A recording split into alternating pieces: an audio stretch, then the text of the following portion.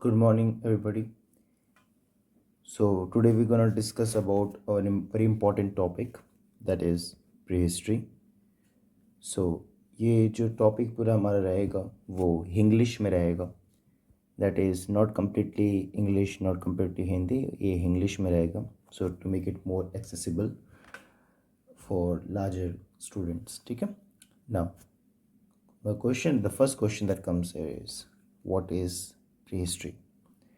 Now, prehistory is something which is very important because जब हम pre history की बात करते हैं तो ये वो समय है जब हम बेसिकली बोलते हैं हमारे पास किसी भी तरीके के लिटरेरी सोर्सेस, यानी कि किसी भी तरीके के ऐसे हमारे पास किसी तरह के लेख अवेलेबल नहीं हैं, क्योंकि हम उस समय की बात कर रहे हैं जब प्राइमरीली हमारा लास्ट आइस एज आया था, जिसे हम लास्टली प्लेस्टोसिन पीरियड के अंदर रखने की कोशिश करते, जो कि अप्रॉक्सीमेट माना जाता है कि एक 1 lakh to probably 10,000 years ago हमारा एक था, जिस टाइम पे जो एक ह्यूमन ट्रांजिशन हो रहा था वो प्रीमेड ग्रुप्स, यानी कि हम जानते कि पहले इंसान जो थे वो एक बंदर हुआ करते थे, तो उससे वो जो ट्रांजिशन था जिसको हम पोंगिडे ब्रांच बोलते हैं, उससे होमिनिडे ब्रांच यानी कि इंसानों की तरफ शिफ्ट करना अगर हम बात करें तो ये इस समय पे होना शुरू होता है.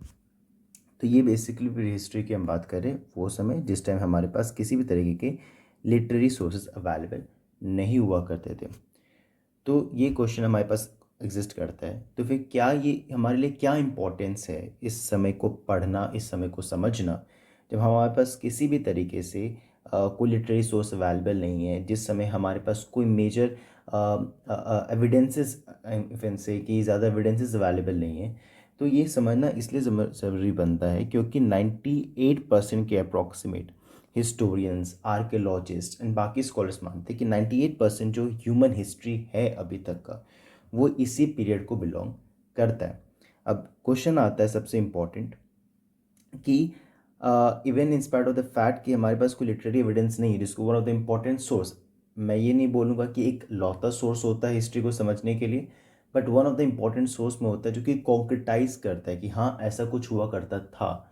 क्योंकि हमारे पास वो अवेलेबल नहीं है तो कुछ डेफिनेटली और चीज़ें होंगी जिसके बेसिस पे जो हिस्टोरियंस है या आर्कियोलॉजिस्ट्स है, जो जियोलॉजिस्ट है या बोटानिस्ट है, वो इन सब पे रिसर्च करते बताते. तो डेफिनेटली हमारे पास कई तरह के न्यूमरस रिसोर्सेज है और आर्टिफैक्ट्स है, better to call it an artifact, और you can say different different available resources and materials and tools है जिसके बेसिस पे historians, archaeologist different different methodologies like carbon dating method etcetera उसको इस्तेमाल करके ये बताने की कोशिश करते कि एग्जैक्टली क्या चीज़ें होती थी.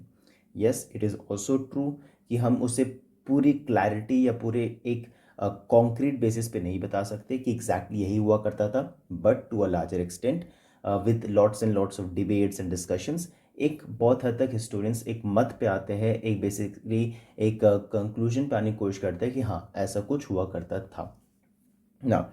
उस पे चलेंगे, उससे पहले आता है कि 3H सिस्टम, ये इंपॉर्टेंट कॉन्सेप्ट है. ये जो 3H सिस्टम है इसका एक बेसिक मतलब होता है कि जो हमारा स्टोन एज है, स्टोन एज प्राइमरीली वो पीरियड जब हम स्टोन मटेरियल्स का इस्तेमाल करते हैं ना. क्वेश्चन आता है कि स्टोन मटेरियल का इस्तेमाल हम क्यों करते थे.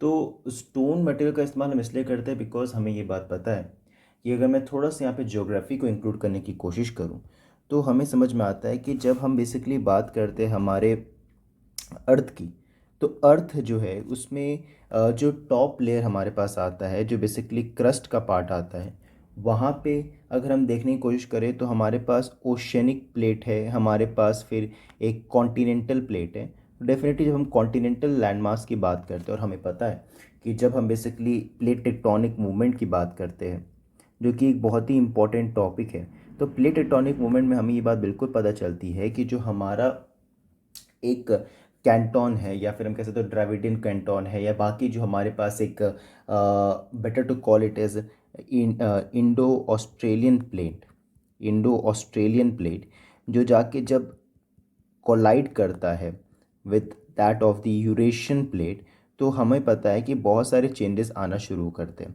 नाउ ये चीज़ इंपॉर्टेंट क्यों है समझना, बिकॉज हमें समझ में आता है कि ड्यूरिंग दिस एंटायर मूवमेंट और शिफ्ट जो हो रहा होता है, या इवन हम जियोलॉजिकल प्रोसेस की बात करें तो डेन्यूडेशनल एक्टिविटीज़ हो रही होती है। तो इस केस में हमें पता चलता है कि बहुत सारे हमारे पास जो अवेलेबल रॉ मटेरियल है, खासकर हम बात करते हैं बड़े बड़े रॉक्स, पत्थर, चट्टान, तो ये समझ में आता है कि वो चीज़ें ऑलरेडी अवेलेबल है, चीज़ें बन रही है, डिस्ट्रॉय हो रही है। तो it's a continuous process that keeps on happening. Okay, and ये जो रॉक्स है वो डेफिनेटली हमें पेनिनसुलर प्लेट्यू में ज़्यादातर देखने को मिल जाती है। आई एम नॉट सेइंग कि पेनिनसुलर प्लेट्यू के बियॉन्ड देखने को नहीं मिलती, बट पेनिनसुलर प्लेट्यू में ज़्यादा इजली अवेलेबल हुआ करती है।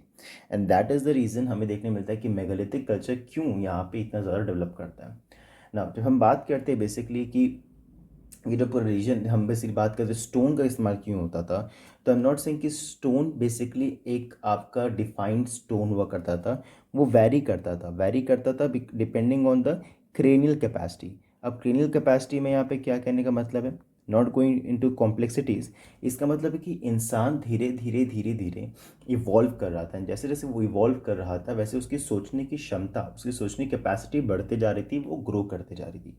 तो शुरुआत के समय पे क्योंकि उसको सरवाइव करना है, उसको एग्जिस्ट करना है उस टफ इकोसिस्टम पे, जहाँ पे एक ग्लेशिएशन पीरियड है, जहाँ पे पूरी तरह से सब कुछ बर्फ से ढका हुआ है, तो वहाँ पे उसको सरवाइव करना है, उसको अपने बेसिक नीड्स को मीट करना है, कैलोरी रिक्वायरमेंट्स को मीट करनी है।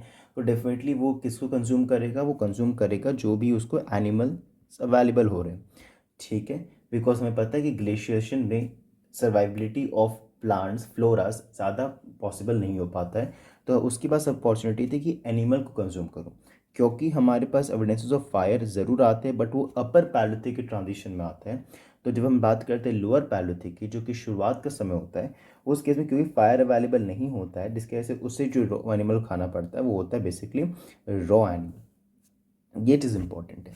अब क्वेश्चन आता है कि क्योंकि उस टाइम पीरियड पे जिस समय की हम बात करने की कोशिश कर रहे हैं, क्योंकि आपका बेसिकली ये 3A सिस्टम हम जा रहे थे, तो ये एक ट्रांजिशन में बताने की कोशिश कर रहा था, जो कि स्टोन एज से फर्दर जब ग्रो करना इंसान शुरू करता है, तो वो बड़े बड़े पहले पत्थरों को इस्तेमाल कर रहा होता है क्योंकि वो ज़्यादा इजली अवेलेबल हुआ करते थे।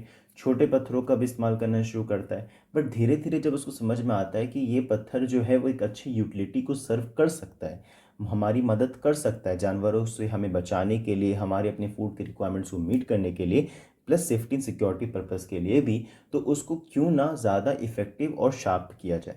एंड धीरे धीरे धीरे धीरे विद सब्सिक्वेंट पीरियड, जब हम पैलोथिक से मेसोलिथिक टू न्योलिथिक जाते हैं, एंड इवन चालकोलिथिक जब हम एंटर करते हैं पीरियड पे, तो हमें ये समझ में आता है कि किस तरीके से जो एक पहले पत्थर बहुत बड़ा हुआ करता था, एक टूल की तरह इस्तेमाल किया था, बट वो धीरे धीरे करके शार्प होते जाता है, डिफरेंट शेप्स में आना शुरू करता है, डेफिनेटली ज़्यादा पॉलिश्ड एंड हल्का होना शुरू करता है, सो कि इंसान उसको इसलिए कैरी कर सकता है।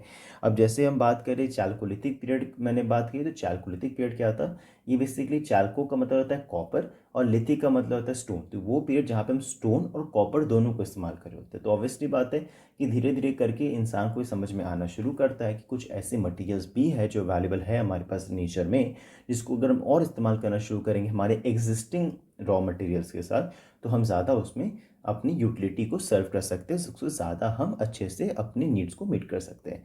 तो जब हम हड़प्पन सिविलाइजेशन की बात करते हैं, तो वो प्री हड़प्पन सिविलाइजेशन फेज जो है ट्रांजिशन में चालकोलिथिक पीरियड के आता है। तो ये जब पीरियड जब जाता है ब्रोंज एज में, तो डेफिनेटली आपका जब कॉपर और टिन को मिलाया जाता है एक स्पेसिफिक रेशियो में, तो हमारे पास ब्रोंज बनता है जो कि ज़्यादा मेलेबल, ज़्यादा इफेक्टिव एंड ज़्यादा उसमें स्ट्रेंथ होती है।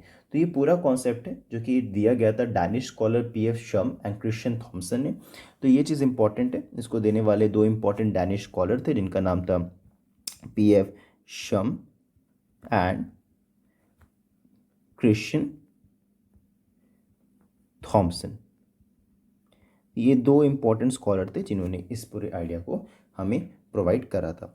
अब क्वेश्चन आता है कि नेक्स्ट इंपॉर्टेंट पर्सनालिटी जिनके बारे में हमें बात करनी है वो है जॉन ल्यूबॉक। अब जॉन ल्यूबॉक कौन थे? जॉन ल्यूबॉक प्राइमरली एक बहुत ही इंपॉर्टेंट स्कॉलर थे। इनको बेसिकली इनका मेजर कॉन्ट्रीब्यूशन ये था कि इन्होंने पूरे स्टोन एज को, जिसको हम बेसिकली ये पढ़ते कि वो स्टोन एज है बस, जहाँ पत्थरों का इस्तेमाल किया जाता था, वहाँ पे उन्होंने डिवाइड करने की कोशिश करी पैलोलिथिक और न्यूलिथिक पीरियड में।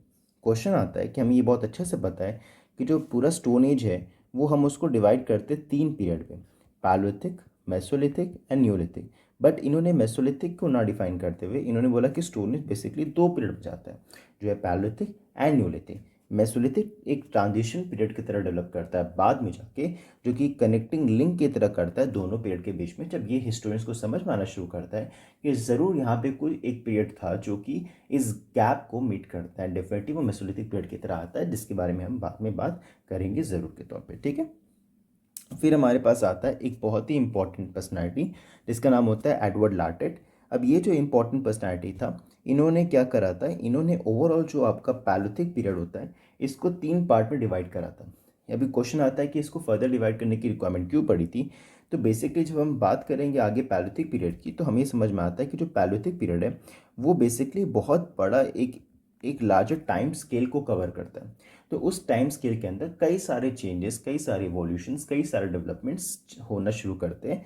वन ऑफ द प्राइमरी जो चेंज आता है जिसके बेसिस पे ये पूरा हम हिस्ट्री को कवर अप करने की कोशिश करते हैं लाइन के दिस पीरियड पे, वो डेफिनेटली आता है टूल्स में। तो टूल्स के ट्रांजिशन में जो कि अपर, मिडिल और लोअर पैलोथिक में आता है, वो डेफिनेटली उस बेसिस पे जो एडवर्ड लार्टेट है वो बेसिकली डिवाइड करने की कोशिश करते हैं। नॉट जस्ट सिर्फ टूल्स, बल्कि सबसे इंपॉर्टेंट फैक्टर जो आता है वो चेंज आपका आता है इन फौना। फौना यानी कि बेसिकली एनिमल्स की बेसिस पे भी और टूल्स की बेसिस पे भी आपका जो है ये बताने की कोशिश करते हैं किस तरीके से ओवरऑल आपका